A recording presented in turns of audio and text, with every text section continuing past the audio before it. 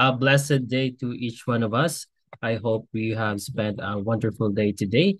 We are here again to learn about God's Word, and I'm excited to share with you the second lesson of the series of our Psalms of Lament. And before we start, as we reflect upon the things that are happening in the world today, individually, as a church, we are bombarded with different kinds of news every day. And just as today, as I opened my cell phone today, I saw a bad news happen to one of our colleagues or one of our brothers in the Lord is in America. And later on, I will, at the end of this lesson, we will reflect upon the things, especially on the book of Psalms, especially in this genre, Psalms of Lament. As an individual, have you ever felt so burdened and sometimes have you felt that you were misunderstood or hurt that you didn't know how to pray? This is a continuation of what we have learned last week or the last topic that we have about the lament of Psalms.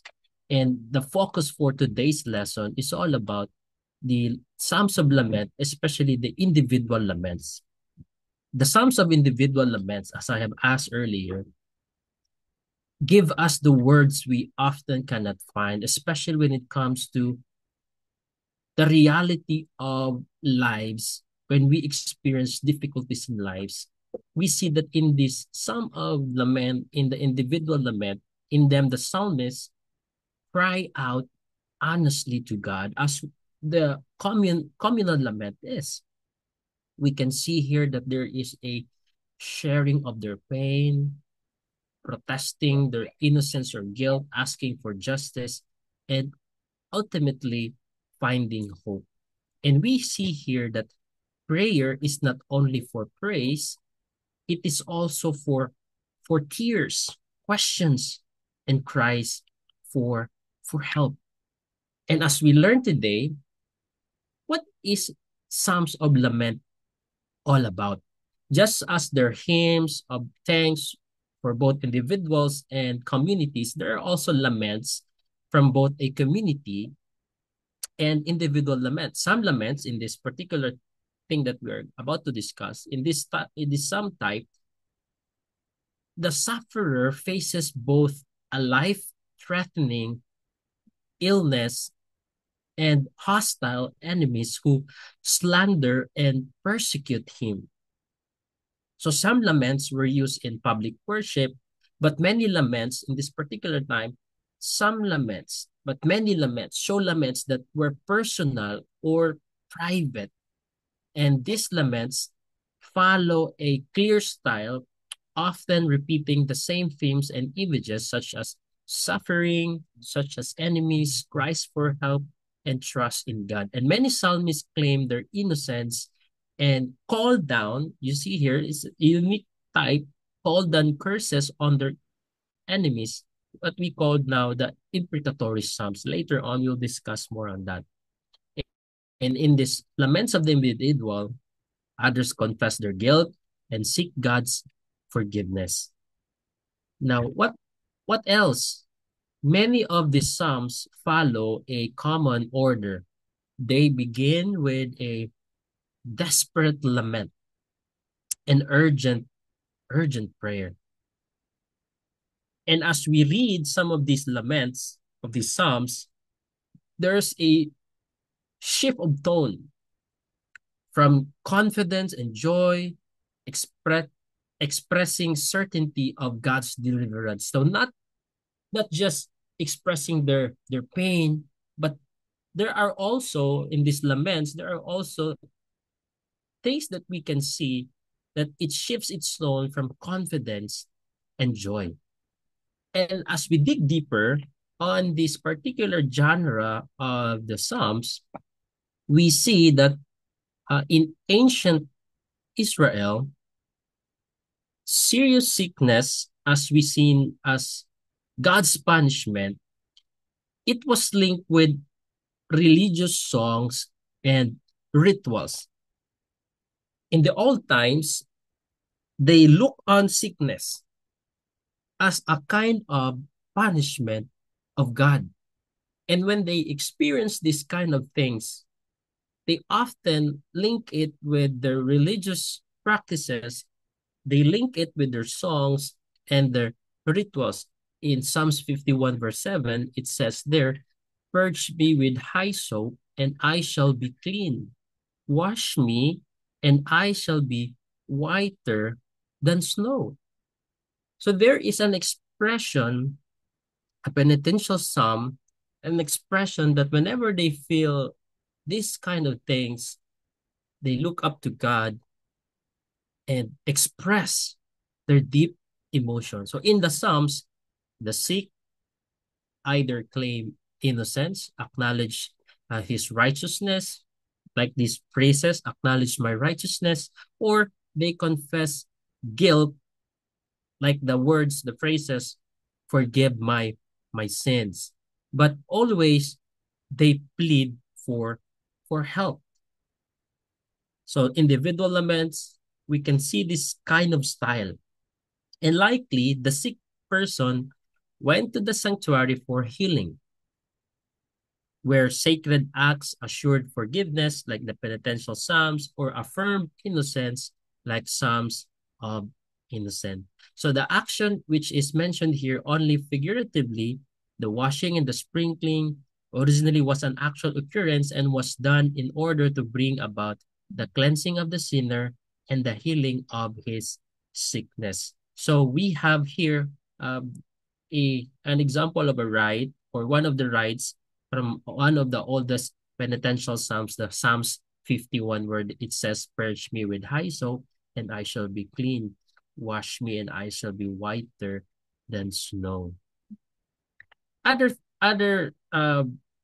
important important fact about individual lament. Individual lament is the largest group, one of the largest group.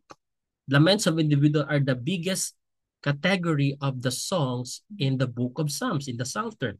So can you imagine 150 Psalms? I thought before when I was a newbie Christian, because I always hear whenever we sing songs to the Lord, we always quote Psalms, and we always quote about Thanksgiving and other things. And I thought before that, oh, Psalms is all about praising God. But as we study here today, we can see that laments of the individual are the biggest category of songs in the Psalter.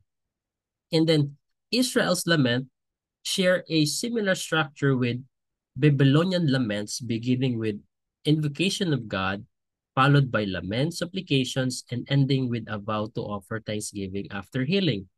And the individuality of this, before we dig deeper on the other things,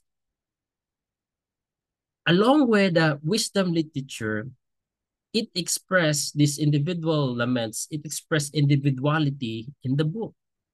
And as we heard some of the hymns in our time today, these laments also became models for Protestant hymn tradition. And we can see here that the the motive or the theme of this individual psalms, although we can see also in the communal psalms, but we always see here that there's a cry to God. The sufferer facing despair turns upward to God for help, showing the essence of his true faith to God. And as I mentioned earlier, Israel's lament has also like a similarity when it comes to Babylonian laments. As we remember, uh, they were exiled in Babylon for 70 years. And we see here as some of the scholars discovered, oh, there's similarities of this. But there is also like differences. So the similarities of this is the similarities suggest that Israel's cultic lament psalms are very ancient, rooted in Near Eastern tradition. But the Babylonian lament is this. Babylonian laments assume many gods. They practice polytheism, while Israelite laments address only to Yahweh. And Babylonian laments often involve magical elements, but Israel's psalms exclude this type of practices, exclude magic, focusing instead on genuine prayer and trust in God. We can also see that this is not new in ancient time. They are using this kind of expression, but the difference with the Israelite people is they neglect polytheism because they worship one God and all the magic stuff, and they concentrate their prayer, their connection with the Lord. So we can ask this question, but how is it that there were at the time so many sufferers that their prayers constitute the material of a special literary type in the Psalter? Why is it that majority of the Psalms have Psalm of Lament? Why is it that they have this kind of type of material, this literature? And the answer to that is we learn from descriptions that the psalmists themselves paint, that they speak of themselves as the poor. We hear that, we read that. They paint themselves as poor, the distressed, the humble, and the silent faithful. And they complain of oppression by the rich. What else? The mighty. What else? The proud and the insolent. Everywhere, it is assumed that these poor very frequently are identical with the pious, while most of the evildoers care nothing about God. Therefore, the poor and the rich stand opposed to each other, not only as two social kind of communities, but at the same time as two religious groups. So in different historical periods like Greek, the Persian, and the early Christian times, the wealthy and the nobles often drifted toward foreign cultures, or sometimes they compromise, while we see in the description of the Psalms and the other records in the Old Testament, even in the New Testament, that the poor and humble remain faithful to the old religion, or their their covenant with the Lord. So we can see here that the laments arose from the long history of Israel's struggles and misery. And this ongoing suffering explains why they have remained so meaningful and appealing to people throughout time. As you remember the history of Israelite people, they were exiled, they were brutally killed, oppressed by many nations. That is why these individual laments in general, are very meaningful because it appeals to people throughout time. We see in the time of Ezra and Nehemiah struggled against this corruption among leaders in their time. We also hear the cry of Jeremiah. Jeremiah himself identifies with the poor and laments their plight, showing this problem is very ancient. So we can see here the question why so many sufferers constitute the material of this things, because this is the reality of life, the reality of the existence of humankind, pain, suffering. We cannot depart from these realities. And as we read these things in the Old Testament, especially in the book of Psalms, we can really relate. The people can really relate to the sufferings that they experience and how they relay it, how they offer it to God, strengthens the faith of others. What else can we see here? The and just like the communal laments, there are also principal components of this individual lament. We can see also here, just like the communal lament, that there is a lament proper, where it describes the poet's deep suffering, seeking to move God, to move Yahweh to compassion. And we can also see in that there is an expression expressing the lament brings, wow, expressing the lament brings comfort to the psalmist's heart. In doing so, we can identify here that the poet also brings relief to his burdened heart. I know all of us here also have burdens in our heart. So we can really relate to individual laments as the psalmist expresses his deep emotion, his deep suffering. He is calling unto God. And the laments are highly emotional, often picturing descent to the descent to the underworld, like Psalm 69 verse 1 and 2 and Psalms 88 verse 3. The singer here is especially fond of saying that he has already descended to the underworld, the waters of Sheol or Hades. They say the waters of Sheol have swallowed him up. Thus, he have here a picture similar to that in Thanksgiving songs. And the word descend to Sheol, it is a language of a metaphor for extreme distress. I'm imagining the things that are happening in the Israelite people and connecting it also in what is happening to the world today. There are distress. There are physical, emotional, and spiritual distress.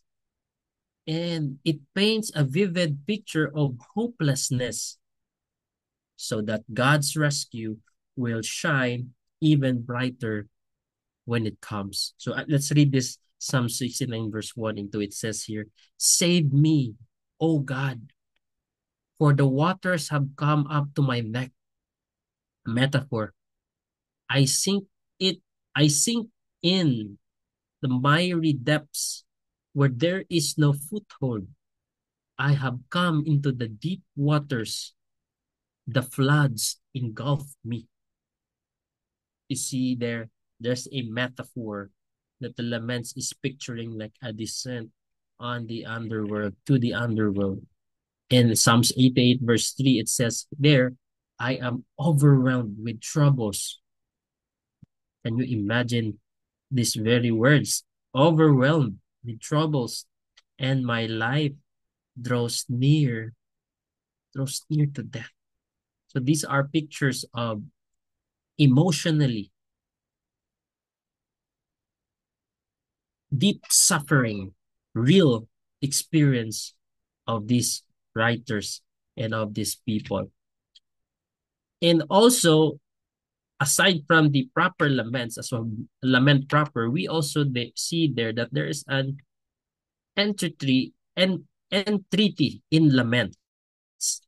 It is often paired with lament where the psalmist pleads with God for help. In the Psalms, an entreaty is when the psalmist begs or appeals to God for help, for mercy or deliverance. Sometimes we see there that the entry includes calls for God's judgment, or this word, revenge on enemies.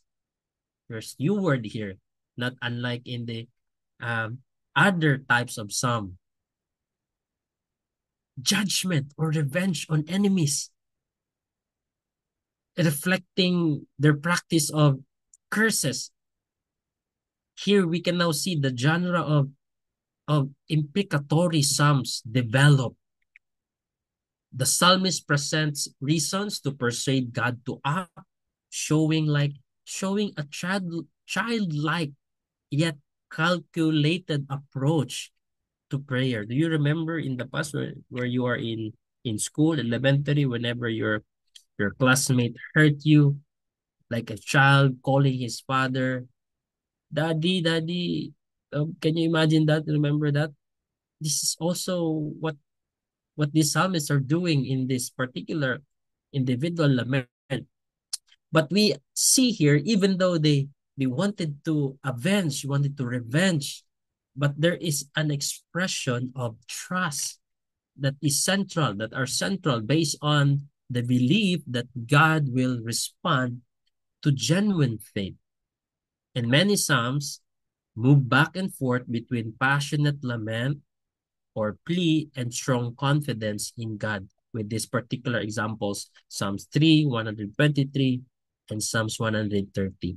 And in some Psalms, lament and entreaty fade, leaving only trust and assurance in God. So not all the time that they have this entreaty in laments.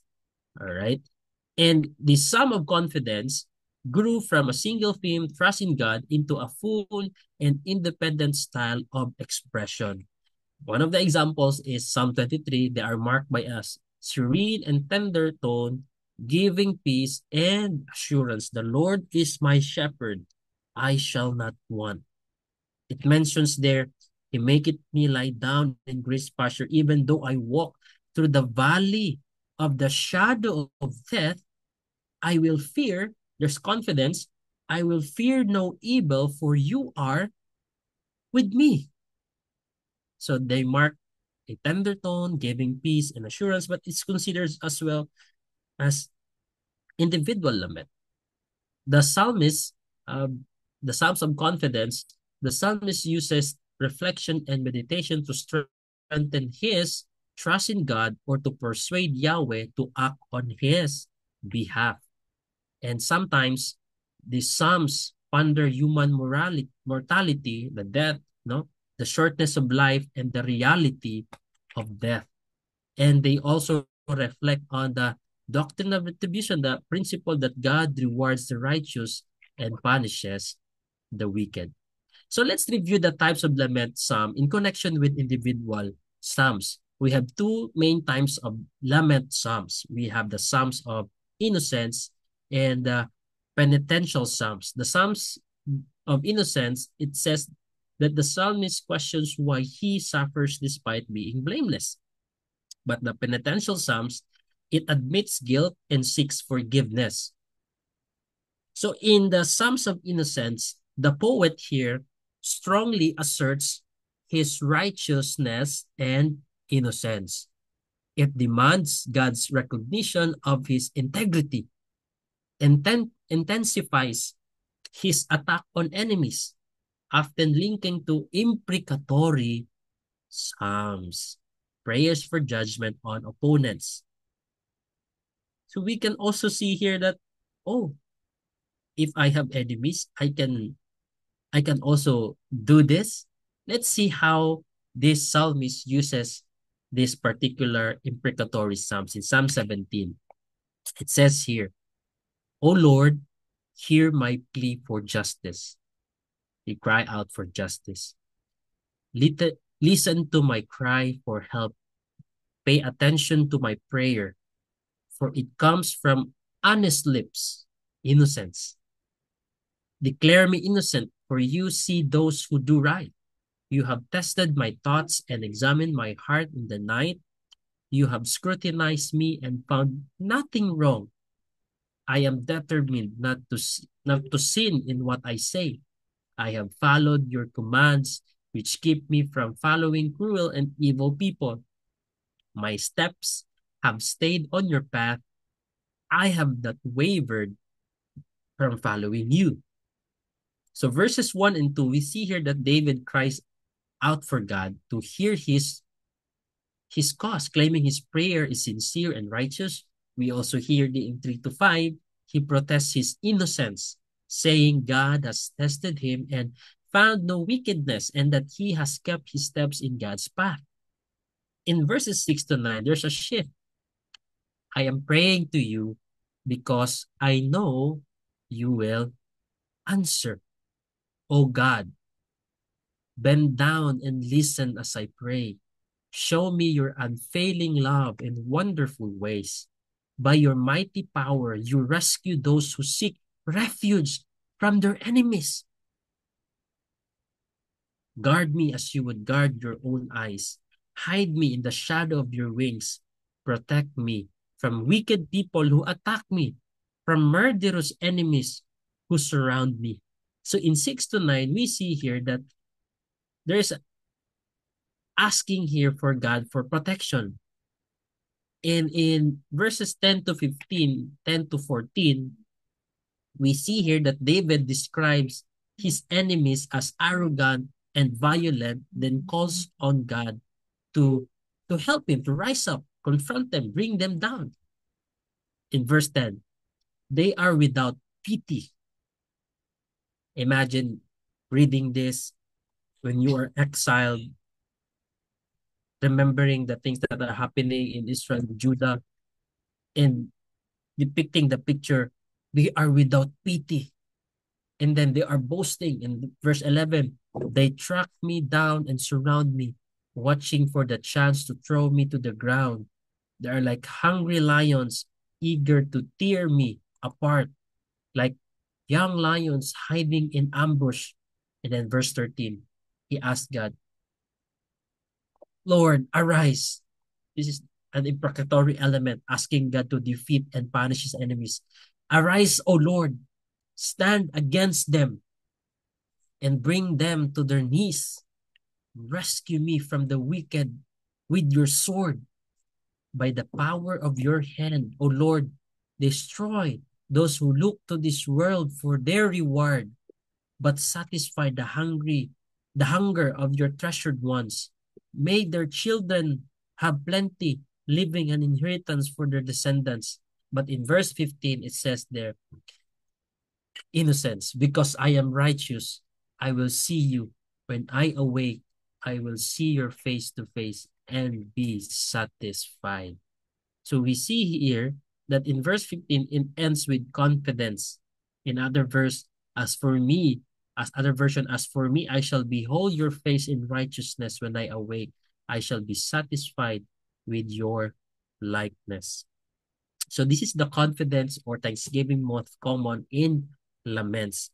We can see here that there is an honest expression of the anger of this psalmist. And the good thing about this is the psalmist bursts his anger not to human people, but not to human, but he bursts it to God. His only outlet here is God, asking for justice to God and God alone. Another thing, aside from the innocence kind of psalm, individual psalm also have penitential psalms. It differ greatly from psalms of innocence, example, Psalm 51, where we can see that the psalmist is fully aware of his personal sin and believes God's wrath has come because of it.